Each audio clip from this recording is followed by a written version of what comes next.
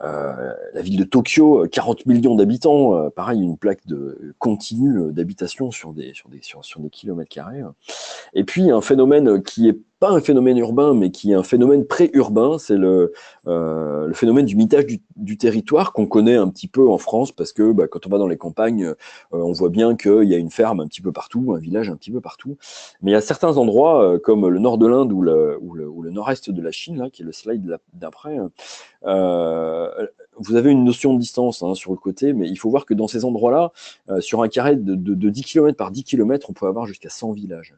Et en fait, c'est ce mitage territorial qui conduit à la plaque urbaine et à la densification urbaine. Alors évidemment, ça ne va pas sans poser des problèmes, on en parlera tout à l'heure. Le problème, c'est que les cultures disparaissent, la terre arable disparaisse, les paysans disparaissent, il y a toute une faune, une flore, etc., qui disparaît, etc. Voilà. Donc ensuite, je passe rapidement. Voilà, donc ça c'est Ghost in the Shell, qui est 2017, dont je vous ai dit, j'ai petites incursions d'images du futur, mais vous verrez qu'en en fin de film, vous verrez qu'il y a une cohérence globale entre ces images-là qui sont des projections dans la ville de futur, et puis ce qu'on commence à voir dans les grandes capitales du monde entier. Voilà. Donc ça, par contre, c'est à nouveau des images réelles, donc des images de gratte-ciel, comme à Chicago, à New York, Singapour, voilà, Skyscrapers, Patoun et voilà, Singapour aussi. Voilà, donc ça, c'est 3 images de Total Recall là, de 2015. Donc là, on est dans les autoroutes du futur, on est pareil dans les skyscrapers, et les autoroutes sur plusieurs niveaux, les voitures volantes, l'acquisition vraiment de la 3e dimension avec le mélange des voitures et des hélicoptères. Mais on n'est pas très loin de ce que Airbus, par exemple, commence à faire en termes de prospective commerciale sur l'hélicoptère du futur qui va amener d'un point A qui est au niveau du sol à un point B qui est en haut d'un building, ou alors la livraison de la pizza au 36e étage de sa tour, quoi. Voilà, pas un drone. Donc ça, c'est encore Total Recall. Bon, ça, les images de bouchons, vous connaissez tous, il y en a des pires, il y en a des moins pires, mais celles-ci sont assez démonstratives. Voilà, ça c'est l'Inde connue pour ses bouchons. Moi, je suis allé 2 fois à New Delhi. Je veux dire que c'est quand même quelque chose d'assez extraordinaire.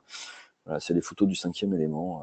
Donc avec cette tendance générale qu'avaient les créateurs de films et les réalisateurs d'imaginer la ville en 3D avec des transports en 3D, une superposition des gens les uns sur les autres. Et on a même un saut magnifique de Mila Jovovich qui va descendre au fin fond de la ville. Là, on a des photos de population, puisqu'on arrive dans les villes à des densités assez importantes, alors de 20 000 habitants du kilomètre carré. Voilà, là, c'est Suzu. J'en ai en Europe, il y en a, enfin, voilà, tout le monde connaît. Tout le monde connaît ça, mais c'est bien de le rappeler. Ça atteint quand même, notamment en Inde, des proportions assez incroyables, à tel point que, enfin, pour l'avoir vécu en Inde, on se demande comment la notion de vie privée peut être encore, voilà, ou d'intimité peut avoir cours, tellement c'est compliqué de trouver des endroits où on est seul. Voilà, ça c'est New York. Voilà, donc ça c'est Blade Runner 82. Donc pour ceux qui ont vu le 2049, vous reconnaissez les images. Voilà, toujours pareil, sur les mêmes thèmes, le Skycrapper, les gratte-ciel et l'augmentation de la densité. Alors par contre, j'insiste un peu aussi quand même sur la pollution, parce que la pollution des villes, c'est quand même un phénomène assez incroyable. Donc on est sur Ulaanbaatar, mais en Asie du Sud-Est, il y a quand même vraiment des problèmes incroyables avec des seuils d'alerte qui viennent maintenant. On fait rentrer les enfants de l'école, on les rentre chez eux. Et puis il y a même des jours à Shanghai où il n'y a plus personne qui sort dehors. On doit se calfeutrer chez soi avec des masques et puis tourner sur les recycleurs d'air, quoi. Donc ça c'est une réalité de la dégradation de la qualité de la vie. Là, on est sur New Delhi, donc pareil, connu pour ses vapeurs, ses pollutions. Là, on est en Norilsk, c'est en Russie, c'est dans l'est de la Russie. Voilà, donc, et pour terminer, Metropolis, Fritz Lang, 1927, qui avait lui aussi anticipé cette ville qui se superpose avec toute cette population qui se densifie, et la ville qui part à l'assaut de la 3e dimension. Voilà. Donc il y a vraiment une cohérence au niveau de l'imaginaire et au niveau de ce qui se passe dans la vraie vie à l'heure actuelle sur les villes. Et on peut se dire, ben oui, on peut se dire, ces villes-là que nos cinéastes et réalisateurs ont imaginé il y a plusieurs années, même plusieurs décennies, c'est quand même cette ville-là qu'on est en train de construire. Donc est-ce que c'est ça qu'on a envie de construire? Voilà. Bon, là, c'est deux slides là, celui-là et celui d'après, qui sont tirés du Courrier international, qui sont l'emplacement en fait des futurs mégalopoles. Donc avec c'est les carrés rouges avec des noms nouveaux qui apparaissent, hein, puisque là on voit, si on part de la gauche, San qui est l'abréviation du regroupement de San Francisco, San Diego, Boswash sur la côte est des États-Unis, donc Boston, Washington. Là, on l'a pas marqué, mais il y a Chipitz, Chicago, Pittsburgh dans le nord des États-Unis, et puis enfin même trois, je dirais, mégalopoles en cours de création à l'est, donc le couloir de Tokaido qui est au Japon et qui est en fait, le Japon est en train de devenir un immense couloir urbain. Le delta du Yangtze et le delta de la rivière des Perles. Donc Yangtze, c'est Pékin, nord-est de la Chine. Rivière des Perles, le sud-est de la Chine. Donc c'est vraiment des villes qui sont en train de regrouper des agglomérations urbaines qui ont déjà plusieurs dizaines de millions d'habitants. Et on imagine, avec un certain un degré important de certitude, que ces mégalopoles deviennent des cités de 100 à 200 millions d'habitants. Et donc là, sur cette slide, vous voyez, on voit, par exemple, en Californie, là, on voit bien le phénomène, voilà, San José, San Diego, donc avec deux grands cercles. Et donc ça c'est une agglomération qui est amenée à être continue sur 300 km de long et avec des prévisions de 100 millions d'habitants. Pareil sur la côte est, là, New York, Boswash, donc New York, Boston, Washington, et puis Chipitz, donc la région des Grands Lacs, la région de Chicago. Voilà. Donc c'est un peu c'est un peu là où on en est au niveau des villes. Donc un constat quand même aujourd'hui avec de très fortes concentrations, des villes de plusieurs dizaines de millions d'habitants, un imaginaire qui a l'air de tendre vers ce que nos cinéastes ou nos réalisateurs ont pu imaginer il y a quelques années. Et puis des visions assez claires de regroupement de mégapoles qui iraient vers des cités de 100 millions à 200 millions d'habitants. Donc voilà, où est-ce qu'on se situe là-dedans. Voilà, donc ça, c'est la fin du premier film. Donc les conclusions, c'est que les conclusions qui sont en débat ouvert, hein, bien sûr, hein, mais c'est quand même que donc on est dans un système où l'environnement commence à toucher un petit peu ses limites. Hein. On en a un petit peu tous conscience à cause de la concentration des nuisances, à cause des trous dans la biosphère terrestre, et puis à cause de l'allongement des distances de transport, puisque plus la ville augmente, plus il faut aller chercher les ressources loin. Enfin, on a vu ça avec la globalisation, évidemment. Alors, est-ce que ça doit s'arrêter? Comment ça peut s'arrêter? Alors, il y a deux phénomènes qui sont peu limitatifs, et je fais référence à une question qui m'a été posée il n'y a pas longtemps. C'est est-ce qu'il y a une densité critique pour la ville? J'étais un peu pris au dépourvu par cette question, et puis en fait, la réponse que j'ai faite, c'est la suivante. En fait, il n'y en a pas. Je pense que la densité de la ville, c'est celle qu'on est en mesure, nous, en tant qu'êtres humains, de vouloir accepter. Pourquoi?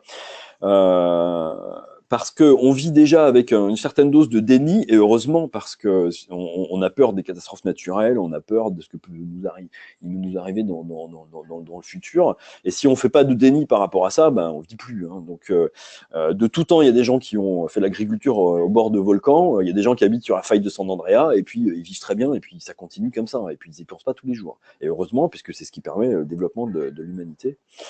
La deuxième chose, c'est la résilience. Et la résilience, c'est la capacité extraordinaire que l'homme a à s'adapter à tout. Et pour preuve, un petit extrait d'un bouquin que je viens de lire sur les traces de Paul-Émile Victor. Et en fait, où il relate qu'aujourd'hui, pour les Inuits, pour les Esquimaux, le réchauffement climatique, c'est pas tellement un problème. Pourquoi? Parce que c'est des gens qui ont subi qui ont eu des conditions de vie qui étaient tellement difficiles, tellement compliquées, et qui ont dû s'adapter tellement au cours de leur existence que bon ben voilà, il y a moins de glace, on revend nos chiens, on achète des bateaux, puis un jour il y a plus de glace, donc on rachète des chiens pour faire venir les touristes. Mais c'est des gens, ils sont pas inquiets parce que encore une fois, la résilience et la capacité d'adaptation de l'homme est absolument extraordinaire. Donc voilà, en fait, c'est plutôt en termes de nous, comment humainement et socialement on peut se projeter dans l'avenir et quelles limites on donne à ça. Voilà. Euh, Au niveau de... donc ça, c'était le premier point, environnemental. Deuxième point, c'est quand même un niveau social. La ville telle qu'elle se constitue, elle perd de sa granulométrie sociale à cause de la pression urbaine, de la pression fiscale et puis de la richesse qu'il est nécessaire pour vivre en son centre avec voilà, une pauvreté qui est rejetée à l'extérieur. C'est un phénomène qu'on retrouve partout dans le monde, c'est un phénomène universel. Donc, comment traiter ça?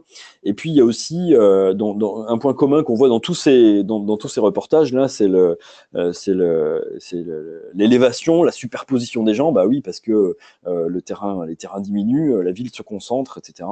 Et ce qu'avait posé du doigt Friesland en 1927, c'est ça, c'est comment la stratification sociale se fait en fonction de la lumière, quoi. Et donc globalement, aujourd'hui à Hong Kong, il y a déjà des gens qui vivent dans les sous-sols, qui habitent dans les sous-sols, donc qui voient plus la lumière. Si on rajoute des immeubles, qu'on rajoute encore des couches, qu'on rajoute des circulations, etc., quelle fortune il faudra pour avoir de la lumière? Voilà, donc ça, c'est une vraie question et qui intervient bien évidemment dans la conception du terranisme. Le troisième point, qui est, pardon, qui est pas négligeable, c'est un point de vue économique.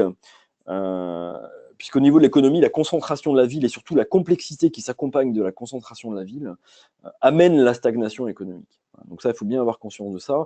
C'est que même dans un pays comme la Chine ou comme l'Inde, ou des gens qui ont des croissances à deux chiffres, ces croissances, elles finissent quand même à passer à un chiffre et à zéro, des fractions de chiffres, parce que la croissance atteint un plafond et la complexité qu'il faut mettre en œuvre pour assurer nos systèmes et nos fonctionnements économiques et de vie administrative pour pouvoir faire fonctionner tout ça, font que, par exemple, aujourd'hui, si vous voulez faire un projet urbain sur Paris, maintenant, il faut entre 10 et 15 ans, quoi. Il n'y a pas de, il y a pas de fluidité, il n'y a pas de facilité, et donc c'est effectivement difficile d'imaginer le développement comme ça. Voilà. Donc on va passer au deuxième film sur le terranisme, voilà, de l'Île-de-France. Voilà, donc je vais faire un tout petit rappel sur les chiffres de l'Île-de-France. Donc vous verrez, c'est ce qu'on connaît en Île-de-France, hein, pour ceux qui sont franciliens, bien sûr. Donc qui est loin d'être aussi forcément catastrophique dans les films de science-fiction ou dans certaines cités du monde, mais qui quand même attire la vigilance, d'autant plus qu'on peut imaginer des flux migratoires dans les années qui viennent. Donc l'Île-de-France, 2017, 12 millions d'habitants, 12 000 km². Voilà, c'est donc quand même 1281 communes, 4 millions de parcelles de cadastre et 9 millions de locaux. C'est aussi pour illustrer la complexité et le morcellement auquel le terrain est arrivé sur l'ensemble du territoire de l'Île-de-France. C'est 1000 km de réseau principal, on veut dire, hein, de routes utilisées par 4 millions d'usagers, hein, avec des points de trafic qui atteignent 300 km de bouchons par jour. Voilà, c'est ce qui est sur Internet, hein, tous les jours. Hein. Alors pendant les périodes de vacances, ça monte à 600, c'est les journées exceptionnelles. Les journées exceptionnellement hautes, c'est 5 à 600 km. Voilà. 27 000 km de transport public, avec un temps moyen de transport en Île-de-France, alors selon les sources, entre 60 et 85 minutes. Ça veut dire qu'en fait, il y a une bonne proportion de gens qui mettent entre 3 et 4 heures pour aller et revenir du boulot. Voilà. C'est aussi 3 jours d'autonomie alimentaire, ce qui est quand même très faible. Ça veut dire que si on coupe les ponts de l'alimentation de Paris, ben, au bout de 3 jours, il n'y a plus rien dans les magasins. C'est 100 millions de tonnes de CO2 par an en 2017 et une consommation électrique de 350 TWh, soit l'équivalent de 15 centrales nucléaires. L'image sur laquelle on est là, c'est donc une image satellite de Paris, qui se veut illustrer justement la puissance dégagée et la chaleur dégagée par Paris dans l'Île-de-France. Et j'ai regardé un petit peu dans les archives météo, on constate quand même globalement qu'il y a 5 degrés de différence entre Paris, enfin entre les stations météo de Paris et les zones de campagne à 50 km de Paris. Donc on a une vraie pointe de caractéristiques extrêmes dans la biosphère. Et là, en ce qui concerne le dégagement de chaleur, ben oui, Paris, comme toutes les autres villes qui concentrent ces nuisances et ces ressources, participe aussi, bien sûr, au réchauffement climatique. Voilà. Donc là, je montre quelques images qu'on connaît bien et qui font partie de notre quotidien, parce que l'idée, voilà, c'est de trouver des solutions qui permettent un petit peu de sortir de ça. Donc on a vu les bouchons, là on a vu les transports, bon là on voit la pollution en Île-de-France, ça c'était l'hiver dernier. Ça, c'est des images spectaculaires, mais bon, toutes les semaines, on dépasse les pics de pollution en Île-de-France. Hein. On n'en parle pas à la radio, évidemment, parce que c'est quand même, mais c'est quelque chose qui est fréquent. Hein. Bon, de temps en temps, on voit marqué sur le périphérique rouler à 50, bah, c'est qu'on est dans ces cas-là. Voilà, donc on se place en 2075 maintenant et tous les problèmes sont résolus grâce au terranisme évidemment. Et la première étape, ça a été d'anticiper le territoire, c'est-à-dire de donner une affectation au terrain dans la vue et l'objectif d'organiser le territoire pour que les activités humaines soient compatibles avec la biosphère terrestre. Voilà. Donc ça commence par la réservation du terrain d'une première ceinture de forêt, qui serait la liaison d'espaces verts et de forêts qui sont existants autour de Paris, on va dire entre le périphérique et puis la 86 ou juste au-delà de la 86. Donc pour l'instant, je ne parle pas de planter, je parle de réserver des terrains. D'accord. Et c'est déjà un exercice compliqué parce qu'il faut se battre dans chaque rue pour essayer de trouver une continuité. Et ce serait une espèce entre guillemets, une limite symbolique à ne pas franchir pour mettre un frein à l'inexorabilité de l'expansion urbaine. Alors on va voir que ça, on peut pas dire on arrête et puis on fait rien, mais déjà pour que le développement soit viable et arrêter cette extension tentaculaire qui justement concentre les nuisances, on fait déjà une étape et on dit bon là stop, ok, on met de la forêt et la ville elle ne s'étend plus. Donc ensuite, il y a une deuxième ceinture qui correspond à du terrain réservé pour les énergies renouvelables. On va en parler plus dans le détail un petit peu après. Voilà. On a une troisième ceinture qui correspond à l'agriculture biologique locale ou la micro-agriculture intensive. Donc je fais juste une petite digression parce qu'en 1850, Paris était autonome en production légumière toute l'année, avec des maîtres maraîchers qui étaient des spécialistes en la matière, qui ont été évidemment repoussés hors de Paris, mais même par l'agriculture maraîchère qui a été faite hors de Paris à cause de la pression foncière. Et c'est donc une vraie culture, un vrai savoir qui s'est perdu et qui revient aujourd'hui par les États-Unis et par l'Angleterre sous la forme de permaculture. Mais à l'époque, enfin en 1850, il y a donc des gens qui avaient un jardin. Enfin, il y a une station métro qui s'appelle Maraîcher, et qui allait jusqu'à Belleville. Il y avait, je crois, 5000 parcelles de jardins qui cultivaient amoureusement avec des gens qui se relevaient la nuit pour mettre des cloches pour pas que leurs légumes gèlent et qui approvisionnaient Paris toute l'année, y compris l'hiver en culture maraîchère, ce qui paraîtrait impossible maintenant et ce qui est absolument incroyable et qui est vraiment à noter, quoi. Voilà. Donc ensuite, on a une deuxième ceinture de forêt, parce que vous allez le voir un petit peu plus tard, mais la forêt, c'est quand même la condition la plus aisée de pouvoir pallier à la production de carbone due aux activités humaines. Donc oui, il faut réserver du terrain pour la forêt, oui, il faut planter des arbres, oui, il faut enfouir du carbone dans le sol, et oui, il faut produire de l'oxygène. Voilà. Et donc on a stoppé l'extension de Paris avec cette ceinture de forêt.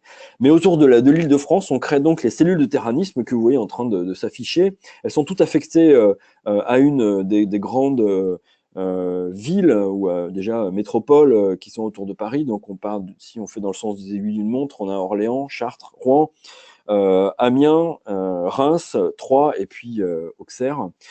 Chaque cercle en pointillé fait à peu près 80 km de diamètre pour une circonférence de 240 km de long. Et l'idée, c'est de faire habiter 3 millions de personnes par cellule. Voilà. Donc, on va regarder dans le détail un petit peu ce que ça donne. Donc, je vais zoomer progressivement sur la région de Orléans, où j'ai fait une simulation de comment mettre en place le début du terranisme à partir d'une ville existante.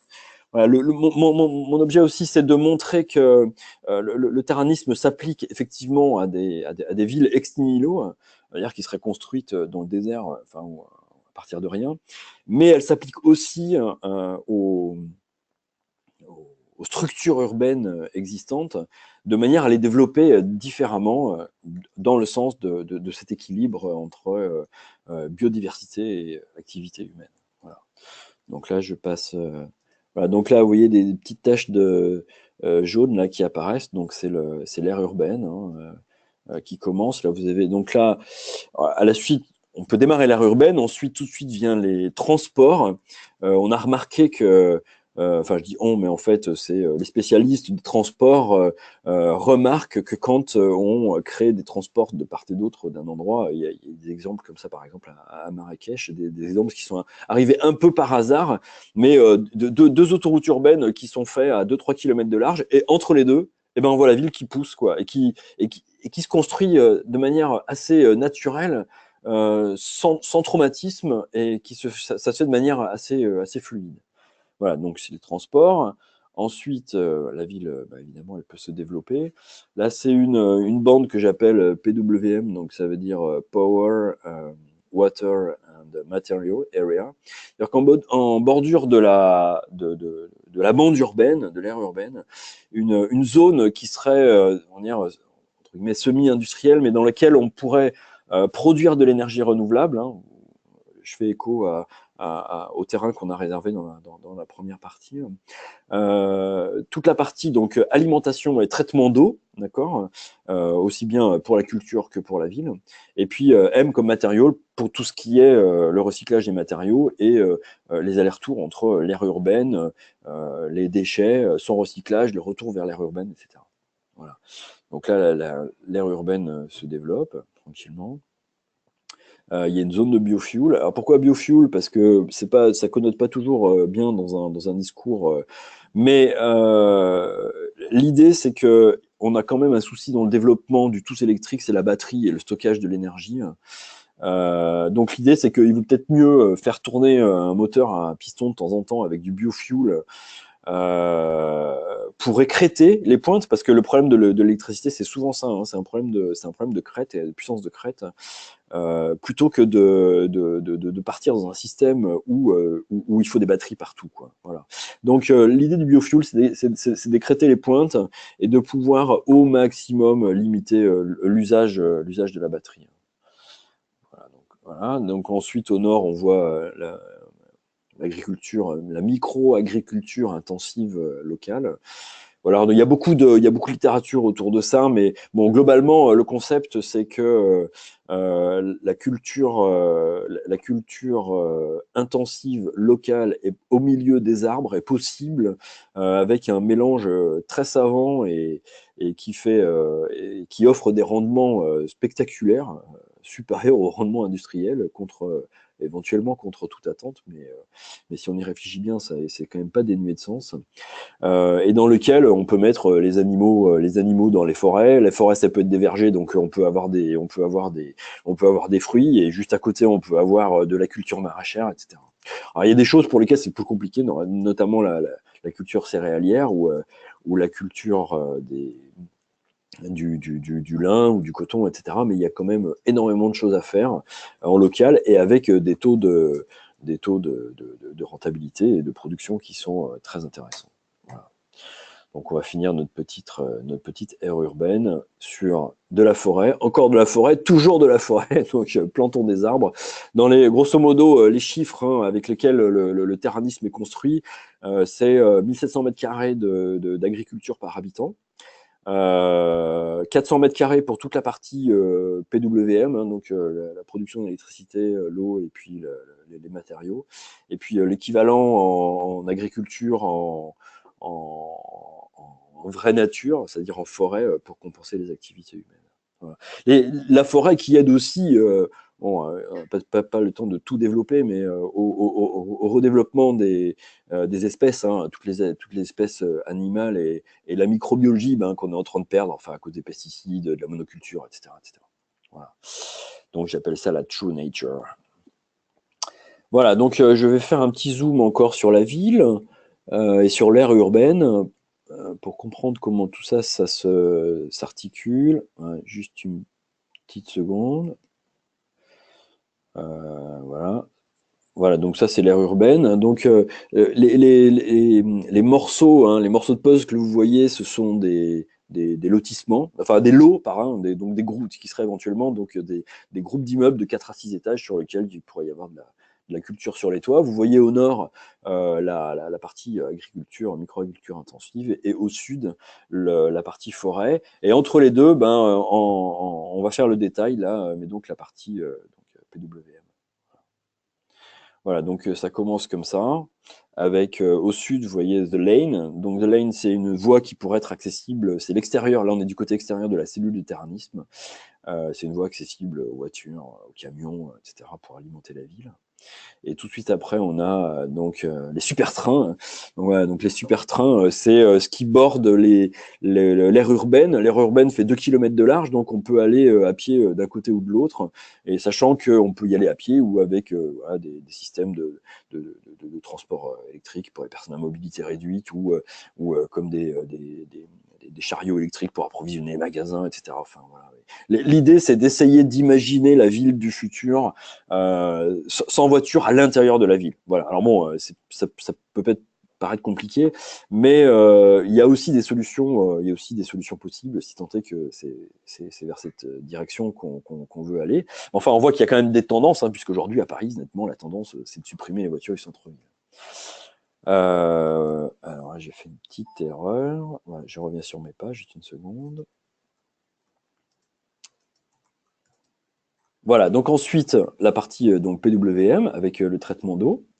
La partie panneaux solaires et éoliennes, les dépôts de matériaux qui viendraient de l'aire urbaine et qui correspondraient à tout ce qu'il faut stocker en termes de matériaux à recycler, les usines de recyclage, ou voilà, les unités qui permettraient donc de recycler tous ces matériaux et de créer une espèce de cycle entre l'aire urbaine, les activités humaines, l'extérieur et l'intérieur. Voilà, les cellules de production de biogaz. Donc en fait, il y a tout un tas de matériaux organiques qui permettent de produire du gaz et de l'électricité aujourd'hui. Hein. C'est la biomasse, c'est les excréments des animaux, c'est les nôtres, c'est tous les matériaux organiques qu'on coupe, c'est tous les déchets des végétaux, des légumes, etc. Donc tout ça, ça peut évidemment faire du gaz et produire de l'électricité. La production d'électricité, qui serait donc comment dirais-je, le point de convergence de ces différentes sources de production et qui, avec la complémentarité des unes et des autres et le biofuel permettrait de lisser les crêtes et d'avoir potentiellement une consommation électrique qui n'aurait pas besoin de stockage du genre batterie. Et puis voilà, donc là, on a l'aire urbaine qui peut se construire tranquillement. Alors tout ça, c'est au fil du temps, hein. Pour réserver les terrains, il faut le faire 10-15 ans avant, si on veut pas jeter les gens, évidemment. C'est vraiment pas du tout le but, hein. Donc on réserve, c'est vraiment une organisation, c'est vraiment une anticipation, hein. C'est dire, ben voilà, on veut aller vers là, on a un plan directeur parce que on est conscient que la clé de la ville du futur, c'est ça, et de l'organisation du territoire dans le but de rendre compatibles justement les activités humaines et biosphère terrestre. Et donc, pour faire ça, on réserve les terrains. Et après, au fur et à mesure du temps, les terrains se libèrent, la ville se construit, et on rentre dans un cercle vertueux, pardon, où l'un permet l'autre. Deux caractéristiques importantes donc de l'aire urbaine, c'est qu'elle est imaginée comme une cité éponge, c'est-à-dire que c'est une cité qui laisse passer l'eau, en fait, hein. Voilà. C'est-à-dire qu'en fait, on évacue, on a un besoin crucial d'eau et de remplir les nappes. Les aires urbaines, aujourd'hui, elles augmentent sur des centaines de kilomètres carrés, ça devient des nappes étanches.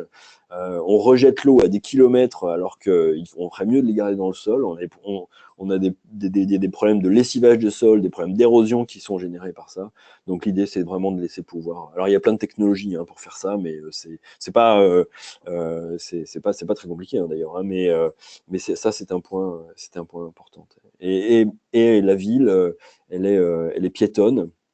Enfin, du moins dans l'idée, même si effectivement des transitions vers des villes comme ça demanderaient dans un premier temps une adaptation à la voiture et puis un retrait potentiel, progressif de la voiture pour se rattacher au transport en commun.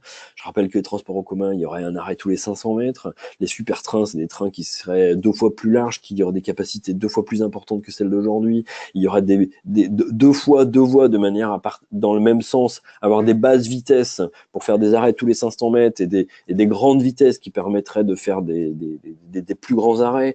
Le tour d'une cellule thermisme, c'est 240 km, donc ça fait 1 heure à 120 km/h. C'est-à-dire qu'au bout d'une demi-heure, on pourra faire le quart du tour. Et j'en profite pour faire la transition, mais avec ça, on va voir la fin voilà, donc, de la construction de l'aire urbaine, avec les aires de loisirs sur les côtés, bien sûr, qui peuvent permettre d'installer les terrains foot, les aires de jeu, les terrains de pétanque et les aires de construction de cabanes pour les enfants. Voilà, donc là, je déroule la ville tranquillement.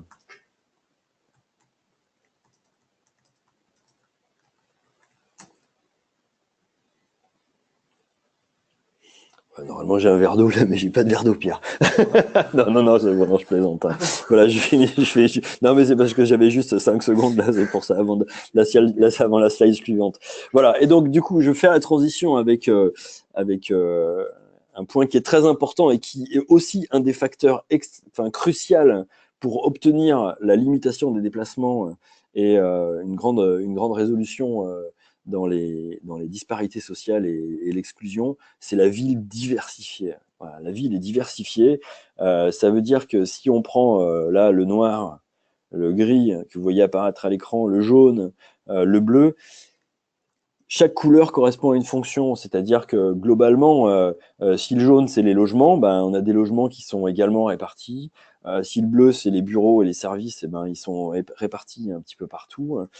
Si le gris c'est l'industrie, ben, elle est aussi répartie un petit peu partout, et la production. Et c'est ça c'est la même chose pour tout le monde. C'est à l'opposé de la ville cloisonnée que l'on construit depuis des millénaires, mais ça s'est vraiment accéléré ces dernières décennies, à l'opposé de la ville cloisonnée qui fait qu'on est obligé de prendre la voiture pour aller à l'université, à l'école, à l'hôpital, etc. Et donc là, c'est le facteur déclenchant qui permet d'avoir à portée de ville de retrouver de la proximité. Voilà. Et donc c'est aussi ce qui permettrait de réduire les temps de transport des gens de 1 heure, 2 heures, 3 heures, 4 heures à 10 minutes, 20 minutes à pied, ou alors en prenant un quart d'heure un transport en commun qui est situé à 10 minutes de chez soi. Voilà. Et ça, c'est vraiment un paramètre très important. Il pourrait y avoir quelque chose qui s'appelle la règle des 100 mètres. Ça veut dire que Vous prenez un bâtiment vert, par exemple, là où il y a ma souris, ben, dans les 100 mètres autour, il ne faut pas qu'il soit isolé d'un commerce, un bureau, une entreprise, de manière à ce qu'on garde cette homogénéité et cette granulométrie dans les fonctions de la ville, quoi. Et c'est aujourd'hui les grands désastres des cités dortoirs qui sont construits à l'extérieur des villes, c'est ça. C'est qu'on construit des villes de dizaines de milliers d'habitants, voire de centaines de milliers d'habitants, qui sont vides, parce qu'en fait, on a construit des immeubles, et puis il n'y a pas d'industrie, il n'y a pas de boulangerie, il n'y a pas d'école, et du coup, ça reste vide. Et comme en Chine, il y a des exemples absolument catastrophiques où ils sont obligés de mettre de force des étudiants dedans pour le remplir, quoi. Voilà. Donc, la ville diversifiée, c'est un des points clés. Voilà, donc je termine donc là, donc c'est la ville connectée, hein, bien sûr. Donc l'idée c'est de pas avoir des tranchées dans les rues et puis des distributions de chaque côté. C'est d'avoir des connexions qui se font d'immeuble à immeuble à travers les sous-sols. Pourquoi ça? Et la raison est simple, c'est que c'est de pouvoir faire évoluer le réseau. Ça veut dire que si vous partez d'un point A jusqu'à un point B, en fait, il y a pas de tranchée à faire. Il y a qu'à aller dans le sous-sol de l'immeuble et puis passer un câble. Les immeubles seraient reliés entre eux par des tunnels dans lesquels les hommes passent. Et là, donc, du coup, tout est possible. Si on veut faire passer 10 fibres optiques, on fait passer 10 fibres optiques. Si 10 ans après, on veut en faire passer 100, on en fait passer 100. S'il faut grossir un tuyau d'eau ou d'électricité parce qu'il y a une industrie qui se met là, eh ben, on peut le faire. Et on n'est pas limité par la ville et par l'ouverture des rues et des trottoirs qui est aujourd'hui extrêmement compliqué à faire. Voilà, et on a la même chose pour l'eau. Et on a la même chose, évidemment, pour l'information et le trafic, le trafic Internet, le trafic de données informatiques, etc. Voilà. Donc, c'est un petit. Je vous laisse dérouler le film, là, tranquillement. C'est comment le terranisme pourrait se mettre en place sur l'Île-de-France en 50 ans, de manière progressive. Donc là, j'ai traité avec un niveau de zoom la parcelle de Orléans. Donc là, vous voyez la forêt, l'aire urbaine, les aires de micro-agriculture intensive qui s'installent petit à petit au fur et à mesure du temps. Donc je répète que c'est sur des décennies, hein, ça se fait pas en 5 minutes. L'idée aussi, c'est que les gens aient envie, les gens qui sont isolés dans les campagnes, aient envie de retrouver une aire urbaine qui soit accueillante, dans laquelle il y a des services, dans laquelle il y a des gens, dans laquelle on retrouve de la proximité. Et voilà, au niveau ce que pourrait donner le déroulé au niveau du terranisme de l'Île-de-France, dans la première création de la première ceinture de forêt, les énergies renouvelables, la micro-agriculture intensive, le deuxième cercle de forêt, la construction des aires urbaines progressives,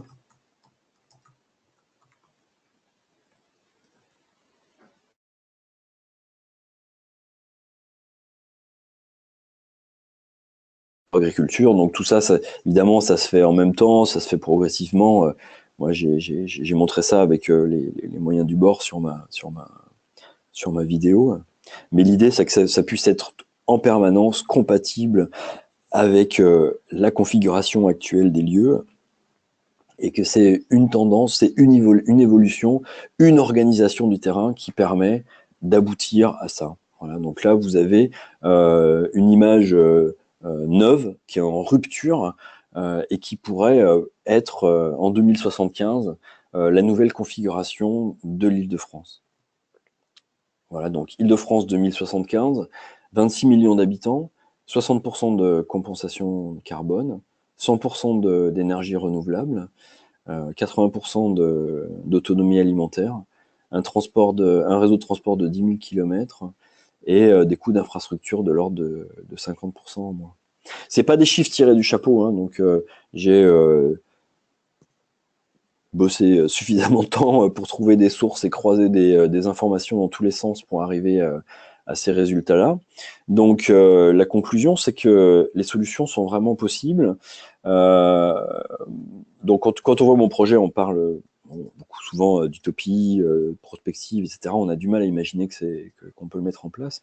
L'utopie, il est plutôt il n'est pas tellement dans la réalisation, parce que vous avez vu qu'il y a rien de révolutionnaire au niveau des technologies. Au contraire, je me suis appuyé sur des choses qui sont entièrement maîtrisées aujourd'hui. pour pas faire de paris technologiques sur l'avenir. C'est-à-dire qu'on est vraiment capable de faire ça. Et on est aussi capable de faire ça dans un monde économique qui est plutôt, on va dire, soit stable, soit en récession. Donc c'est possible. L'utopie, il est plutôt dans le fait d'imaginer notre propre capacité à se mettre en rupture et à imaginer qu'on puisse organiser le territoire de manière différente. Voilà, donc là, il y a quand même il y a un message qui est long et difficile à faire passer, mais je m'y emploie et je suis absolument motivé et j'espère qu'il y a beaucoup de gens qui vont partager cet enthousiasme avec moi au fur et à mesure. Voilà, sinon, donc la Villain Co, c'est une agence de terranisme, hein, donc la Villain Co, c'est la société que j'ai créée en 2016. Et donc on vend grosso modo un an d'accompagnement d'une ville qui voudrait évoluer vers ce type d'organisation du territoire, même pas forcément pour de vrai, mais pour essayer, pour imaginer quelque chose de différent, et d'accompagner l'équipe qui est en charge de l'organisation et leur expliquer comment on peut être transversal sur les différentes disciplines pour arriver à ce résultat et comment arriver à le rendre possible. Voilà. Et sinon, où j'en suis, mais je vois que je suis un peu en retard, j'en suis désolé. Donc moi, je suis passé en mode projet, c'est-à-dire que je suis à peu près capable, n'importe quelle parcelle de territoire du monde, de proposer des solutions qui sont arrangeables et aménageables à la mode du terranisme. Je suis en relation avec le ministère de l'écologie, donc j'espère que ça ira plus loin. J'ai 2 prospects en Afrique, donc dont une capitale potentiellement, donc je suis assez fier de ça. Et puis je vais exposer à l'Urban World Forum de l'ONU à Kuala Lumpur au mois de février. J'ai fait un book qui est consultable à partir de mon site et qui sera bientôt consultable sur les techniques de l'ingénieur. La vidéo que vous avez vue aujourd'hui, je vais bientôt la mettre en ligne. Je suis en train de financer une image 3D de ce que va être le terranisme. Et puis, bien sûr, vous pouvez me rejoindre sur mon site internet et mettre des commentaires. Ce sera avec plaisir que je vous répondrai. Je vais vous remercier et accueillir avec beaucoup de plaisir toutes vos questions. Alors, merci pour cette présentation. Donc, on va tout de suite passer aux questions pour pouvoir en faire le plus possible. Donc, première question, comment ce plan peut-il s'appliquer aux zones urbaines déjà développées? Alors, en fait, l'idée, comme vous avez vu hein, dans l'exemple que j'ai pris sur Paris, je ne détruis pas Paris. Hein. Si ça peut rassurer toutes les gens, je ne détruis pas Paris. Hein. Je n'ai pas la volonté de faire ça. Donc l'idée, c'est dans une structure urbaine existante, l'idée, globalement, c'est de relier, grâce à l'aire urbaine et ce qu'il y a de chaque côté, des structures urbaines déjà existantes. Voilà. C'est-à-dire que par exemple, on part d'Orléans, qui est une structure urbaine existante, d'accord. Donc on ne va pas refaire Orléans. Par contre, Orléans sert de base pour faire une cellule de terranisme et on développe l'aire urbaine à partir d'Orléans. Et quand on rencontre un village secondaire, alors je ne sais pas ce qu'il y a autour d'Orléans, mais il est préservé. Si la ville se développe en mode terranisme, il se développe autour. Il n'y a pas d'incompatibilité. Hein. Voilà, donc l'idée, c'est d'un côté de pouvoir d'insérer le terranisme dans un milieu vierge, hein, comme on pourrait imaginer ça en Afrique ou en Asie, etc. Mais c'est vraiment aussi de pouvoir proposer cette solution-là dans les pays qui ont un tissu urbain fort. Donc il ne s'agit pas de détruire les réseaux de transport, etc. C'est d'organiser la suite. Donc on construit sur ce qu'on a et on organise la suite en mode il n'est jamais trop tard pour bien faire, quoi, et améliorer l'avenir. Voilà. Okay, alors, il y a beaucoup de questions sur cette partie-là où j'ai l'impression qu'il y a pas mal de gens qui se demandent, quand on arrive en Île-de-France, etc., par quoi on commence pour installer le terranisme? Qu'est-ce qu'on fait? Quelles sont les premières étapes? Donc, la première étape, c'est un peu ce que j'ai essayé d'exprimer dans le film. La première étape, c'est de réserver le terrain. Et pour moi, la première étape, c'est d'arrêter l'expansion urbaine. Et dans tous les exemples que j'ai pu traiter, notamment à Shanghai, j'ai fait un exemple, puisque Shanghai est dans une situation urbanistique absolument terrible, avec un grossissement démesuré de la ville. Et la première chose, c'est d'arrêter la ville, le développement de la ville, avec une barrière de forêt. Ça veut dire, pour moi, ça démarre par là. Voilà. Voilà. Et donc pour Paris, ça pourrait être la même chose. On a de la chance d'avoir beaucoup d'aires naturelles et d'aires de forêt autour de Paris. Il faudrait les relier toutes et dire, à partir de cet endroit-là, on arrête de développer la ville. Mais évidemment, on peut pas dire, on arrête de développer la ville et puis on fait rien. Vous voyez, c'est un peu, enfin, ce qui est critiquable. Bon, je vais pas rentrer dans les polémiques évidemment, mais aujourd'hui à Paris, on dit voilà, il y aura plus de voitures dans Paris, mais c'est pas pour ça que donc on arrête, on empêche les voitures de pénétrer dans Paris, mais sur les périphériques, c'est un enfer. Bon, l'idée c'est pas ça, c'est on arrête le développement de Paris avec la ceinture de forêt, mais tout de suite on crée l'aspiration grâce aux cellules de terranisme et cette aspiration qui va vers les villes secondaires. Et c'est-à-dire qu'en fait, on crée l'inverse de ce qui est en train aujourd'hui, parce qu'aujourd'hui, Orléans, Chartres, Rouen, c'est en train de devenir la banlieue de Paris. Et si on continue comme ça, on aura dans un siècle une immense plaque urbaine qui ira de Orléans jusqu'à Amiens. D'accord. Et je dirais que ça va même plus loin, parce que quand on regarde une photo satellite, l'aire urbaine, elle se développe jusqu'à Bruxelles et jusqu'à Amsterdam. Et en fait, on voit que tout ça, ça va devenir un pâté de ville, quoi. Et donc, en fait, l'idée, c'est vraiment inverser la procédure, c'est-à-dire, au lieu de reconcentrer sur Paris, de déconcentrer et de se redécharger dans une organisation pensée, conçue, dans le sens du développement, en s'appuyant justement sur les villes existantes et leur capacité de se développer avec une plus grande facilité et surtout une plus grande fluidité pour la qualité de la vie, pour les transports et pour l'économie. Voilà. Ok. Question travail. Comment gérer le changement de lieu de travail ou d'entreprise au cours de la vie?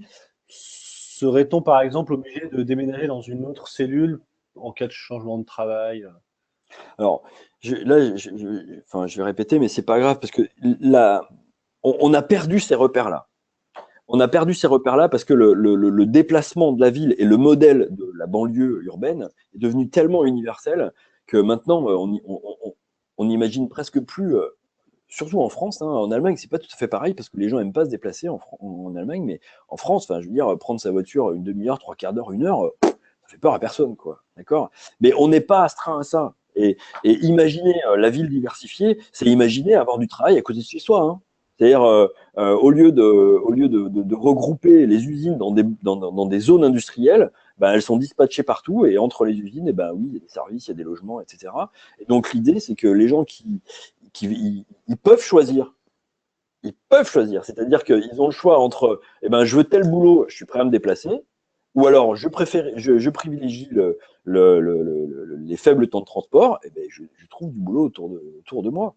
Et encore une fois, la diversité de l'aire urbaine, c'est quand même de retrouver un équilibre où les gens, je veux dire, entre l'agriculture locale et la production de matériaux recyclés, l'industrie locale, etc., on arrive à retrouver des cellules où il y a de l'emploi qui est globalement équilibré. Voilà. Donc l'idée, c'est effectivement, c'est de moins voyager, qui est aussi une des clés pour limiter la production de carbone, hein, parce que je veux dire, on parle de compensation carbone, oui, mais le moins on en produit, donc le moins on se déplace avec du pétrole, ou le moins on en roule, et le moins il faut en compenser, et le mieux c'est pour l'atmosphère terrestre, quoi, hein, globalement. Voilà. Alors, question suivante. Vous avez parlé tout à l'heure des 3 jours de survie à Paris. Qu'est-ce que ça traduit selon vous? Quel manque ça traduit? Est-ce que ça traduit aussi finalement une évolution de la ville de Paris, en l'occurrence, qui a été mal pensée ou peut-être pensée trop au jour le jour? Bon, en fait, c'est la nature des choses, hein, qui a fait ça, et puis la nature de notre développement socio-économique dans l'ère post-industrielle, et notamment après-guerre. Et puis le développement de la mondialisation et de la globalisation, évidemment. Moi, je prends juste un exemple, hein. J'ai un copain qui habite à Bayonne. Il voit passer les camions dans lesquels il y a les légumes qui vont aller à Rungis pour revenir à Bayonne. Bon, voilà. Donc ça c'est un exemple, d'accord. L'autre exemple, c'est dans le bouquin de Rob Hopkins, là. En 2007, l'Angleterre a exporté 30 millions de tonnes de pommes de terre en Allemagne. alors que dans le même temps, l'Allemagne exportait 30 millions de tonnes de pommes de terre à l'Angleterre. Bon, ben voilà. Okay. Donc, et ça, c'est pas une vue d'esprit, c'est une dérive de notre système qui peut pas perdurer des siècles. Voilà. Donc l'idée de, mais aujourd'hui, enfin, il y a quasiment plus de stock. Les stocks, c'est dans les camions. Les fruits, les légumes, tout ça, c'est dans les camions. Hein, c'est transporté. L'orange, elle vient du Maroc, elle vient de ceci. Ou l'avocat, il vient du Pérou. C'est devenu notre tendance naturelle. Mais pour limiter justement ces transports, pour limiter ces gaz à effet de serre, pour faire de la compensation carbone, etc. Il y a un moment où il va quand même falloir réduire les distances, quoi. Et enfin, je pense qu'on y est. On y est. Mais pour réduire les distances, il faut produire localement. Et pour produire localement, il faut encore une fois que l'agriculture locale puisse être possible. Aujourd'hui, elle ne l'est pas. Parce qu'aujourd'hui, le blé qui est produit à la sortie de Paris, ça se trouve, il vient en Russie. Hein. Alors justement, il y a beaucoup de questions par rapport à ça. Comment parvenir à l'autonomie alimentaire si les transnationales prennent le contrôle de la production alimentaire? Qu'est-ce que vous appelez transnationales? J'imagine les grandes entreprises agricoles. Il y a, non, mais enfin, je veux dire, il y a une question, il y a une question clé là-dedans, hein, mais c'est sûr que les modes de production alimentaire. Alors, si vous avez vu dans le film, il y a des petites parcelles pour la production alimentaire, et les petites parcelles, c'est quand même la clé de la capacité de production et des rendements. D'accord. Jusqu'à maintenant, enfin, l'agriculture post-période industrielle, c'était de développer la technologie qui permettait que les rendements aillent de plus en plus fort. Mais maintenant, on est dans un palier. On va pas plus loin. D'accord. Et les sols sont appauvris et les sols sont lessivés. Donc, il y a forcément des choses aussi qui vont changer. Et dans les changements, il y a, je pense, quelque part, un morcellement de cette agriculture. Et il y a un morcellement, même si ça reste dans les mains. Un jour, il y a quelqu'un qui me disait, mais tu sais, Damien, c'est Coca-Cola hein, qui fera pousser les radis dans le métro. Bah ouais, ce sera peut-être Coca-Cola qui fera pousser les radis dans les cellules de terranisme. Moi, je suis pas là pour juger de ça, mais en tout cas, si ça pousse dans des parcelles qui font 1 hectare bordé de forêt avec des vergers, des animaux qui sont dedans, et que tout ça, ça cohabite et qu'on arrive à faire du commerce local, eh ben pourquoi pas. Hein. Moi, je lutte pas contre le libéralisme. Hein. Je veux dire, dans la ville dans la ville du terranisme, on peut manger du McDo, hein, et puis on peut s'acheter des jeans Levi's. Hein. Non, mais je veux dire, voilà, enfin, je me bats pas sur ce front idéologique-là du tout. Pour moi, c'est le résultat qui compte, vous voyez. Et dans le résultat, il y a l'augmentation de la qualité de la vie et qui passe aussi par la qualité de l'alimentation, même si effectivement les grands, enfin les transnationaux, forcément les luttes économiques, elles vont perdurer, même dans un système comme ça.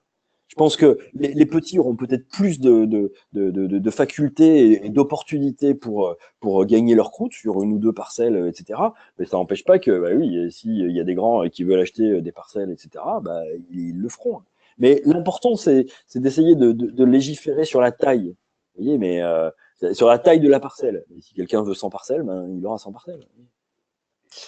Alors, toujours sur l'agriculture, 2 questions. Concernant le déplacement des marchandises dans les zones présentées, comment assurez-vous ces déplacements?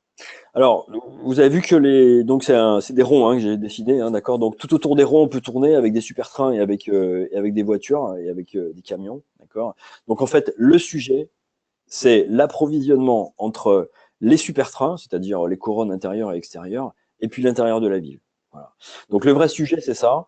Et euh, je n'imagine pas, même si on était dans une transition qui avait la volonté véritable hein, de passer au terranisme, je n'imagine pas que ça puisse se faire directement sans voiture. Donc j'imagine que dans un premier temps, bah oui, il y a des routes, avec des camions il y a peut-être des horaires pour livrer de manière à ce que pendant la journée, il y ait moins de voitures. Enfin bon, je sais pas, il y a des aménagements possibles. Mais l'idée quand même, c'est que à terme, si on se projette dans un siècle, hein, peut-être, vraiment, il y a une rupture de charge. Hein, ce qu'on appelle rupture de charge, c'est on pose des marchandises et puis on les reprend. Et une rupture de charge qui se fasse en périphérie, hein, voilà, sur des parcs, sur des hangars aménagés, etc. Et pardon, excusez-moi, on reprend ça avec des petits véhicules qui seraient des véhicules électriques, qui seraient manipulables à la main. Et surtout, ce qui est important, et là, au niveau de la qualité de la perception, de la qualité de la vie en ville, c'est tout le monde marche au pas, quoi. Voilà. C'est-à-dire tout le monde marche à la même vitesse, grosso modo. Parce qu'aujourd'hui, on est quand même dans des villes où les rythmes et les différences de vitesse sont incroyables, quoi. Je veux dire, entre les voitures, voilà, les 4x4, les gens qui roulent vite, les BMW, les Porsche, les gens qui sont à vélo, les gens qui sont à trottinette, les handicapés sur leur voiture électrique, les gens qui sont en roller. Bon, tout ça, il y a des vitesses qui commencent à quand même être assez différentes et assez dangereuses, qui font que, par exemple, enfin, mes parents qui ont 80 ans, je les amène plus. Enfin, c'est compliqué de les amener à Paris, quoi, par exemple, parce qu'il y a trop de différences de vitesse. Donc moi, je voudrais pouvoir les amener, mais c'est compliqué. Donc moi, je souhaite que la ville soit inclusive, d'accord? Et donc les gens ils puissent y être de leur naissance jusqu'à leur mort. Et donc pour ça, il faut quand même une certaine autonomie au niveau de la vitesse. Sinon, bah oui, je veux dire, c'est la ville pour la voiture ou la ville pour la voiture électrique, que ça et que ça et que ça. Et ben, je pense qu'on peut faire un petit peu autrement, quoi. Voilà. On va encore faire 2 ou 3 questions. Alors, toujours sur les zones maraîchères. Les zones maraîchères euh, pourraient-elles devenir également des zones de production énergétique par le biais de la production de biofuel? Selon vous, quel pourrait être l'impact économique? Alors, en fait, dans les premiers plans que j'avais faits, il y a une zone là, je l'ai minimisé un peu sur les derniers plans que j'ai faits, mais il y a vraiment une zone de 1600 mètres continue sur toute la périphérie pour la production de biofuel. Voilà. Parce que, euh,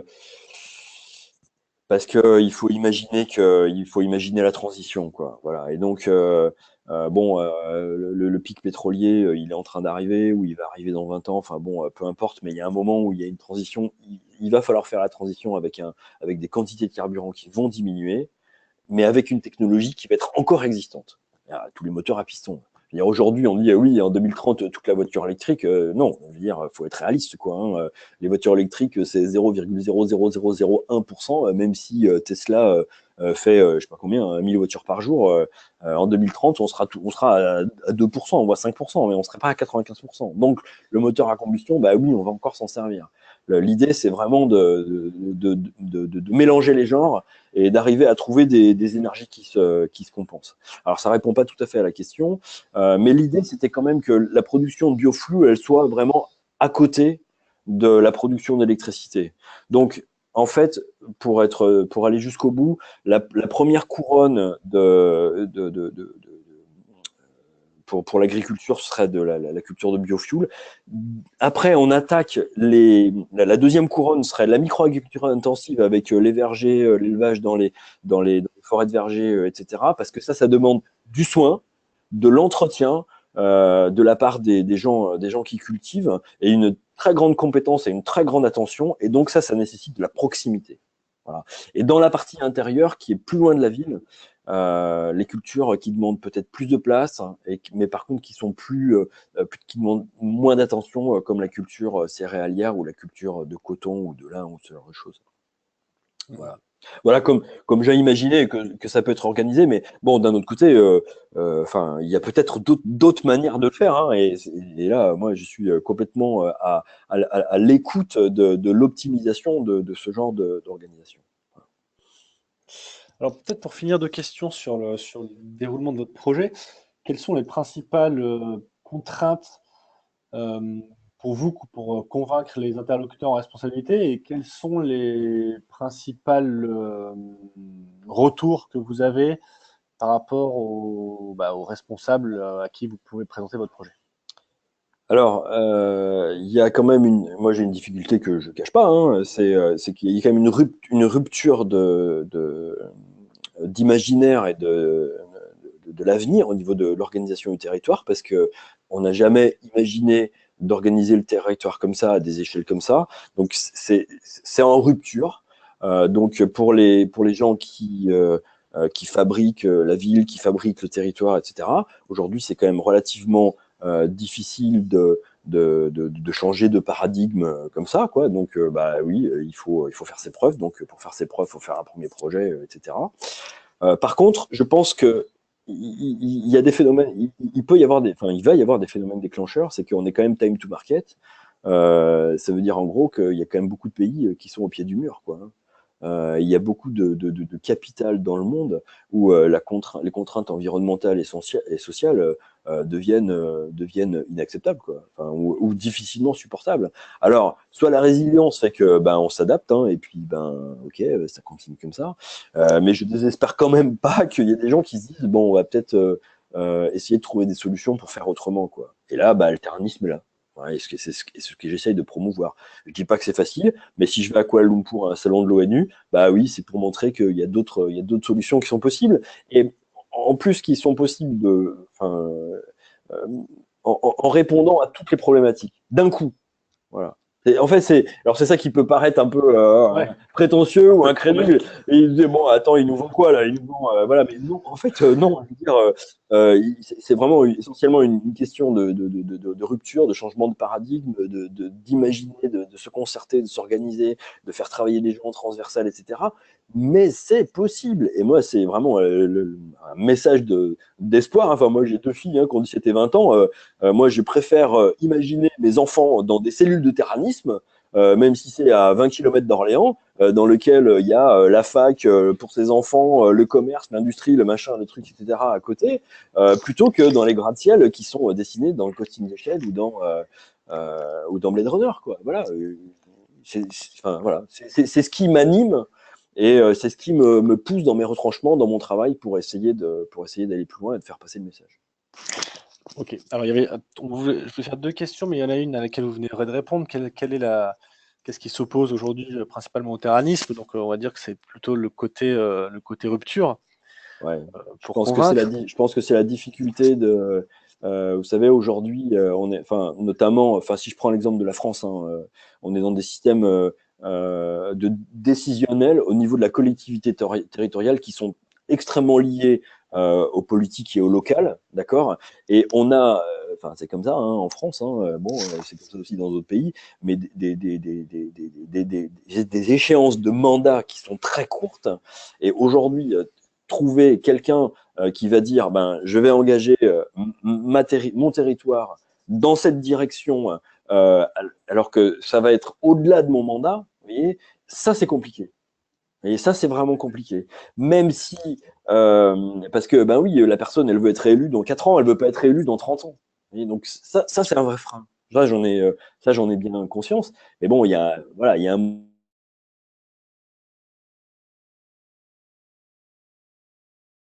peut-être pas le choix que soit de s'enfoncer dans la construction de la ville inexorable, soit de faire autrement. Voilà. Dernière question. Est-ce que le terranisme a des défauts? Ouais. Est-ce que le tyrannisme a des défauts? Bah oui, évidemment, il a des défauts parce qu'il est il- même si j'attache une très grande importance à la pluridisciplinarité, pardon, et au regroupement des spécialités. Évidemment, on peut pas tout voir, évidemment, on peut pas rendre tout le monde content, évidemment, on peut pas tout faire.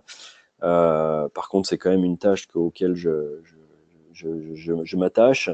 Euh, je souhaite pouvoir avoir un exemple concret dans les mois, les années qui viennent, parce que là, les défauts, on les verra venir. Mais une des choses qui est extrêmement importante aussi, puisque je pense que le terranisme, on est vraiment dans un exemple qu'il faut construire en mode test and learn, hein, ça veut dire on essaye, on fait, et puis on apprend de nos erreurs, etc. Je pense qu'il faut vraiment le faire comme ça. C'est pour ça que le développement progressif du terranisme, c'est ben oui, on fait un bout de parcelle comme ça, et puis on organise la ville, et puis là on se rend compte que ça marche pas. Bah oui, pourquoi? Bah parce que je sais pas, on n'a pas assez d'arbres, on a prévu trop de gens, on n'a pas prévu assez d'industrie, etc. Il y a des poches il y a des poches sociales qui se créent avec des exclusions qui se font, etc. Donc on va pas faire comme ça, mais donc on s'est trompé là, mais le prochain kilomètre on va faire autrement. Et au bout de 10 kilomètres, ben là ça marchera quoi, et là on fera plus d'erreurs. Donc des erreurs, oui, bien sûr, il y en a partout. Hein, je n'aurais pas la prétention, hein, mais il y a une espèce de, je dirais, je m'attache plus à la volonté de cohérence, et d'avoir voilà un discours euh, qui essaye de révéler cette cohérence. Voilà. Très bien, très bien. Bah, écoutez, on va s'arrêter là. Damien, merci beaucoup pour cette présentation et pour toutes ces réponses à ces questions qui étaient très intéressantes. Voilà. Un grand merci à toi, Pierre, et puis ben, un grand merci à tous. Et puis ben, consultez mon site, hein, faites-moi des messages. Voilà, je suis vraiment là pour vous y répondre. Alors, on précisera évidemment sur la vidéo qui va être publiée dans la veille actu et qui sera la vidéo donc, de cette présentation, tous les liens pertinents pour accéder au site de Damien et toutes les informations corollaires. Et je vous rappelle qu'on a déjà fait une conférence avec Damien que nous remettrons aussi en lien à la fin de cette vidéo. Très bien, merci beaucoup. Le webinaire a duré un peu plus d'une heure, mais vous êtes toujours là, donc ça veut dire que vous étiez intéressé. À bientôt pour un prochain webinaire. Et puis encore merci pour votre attention. Un grand merci à tous. Au revoir. Au revoir.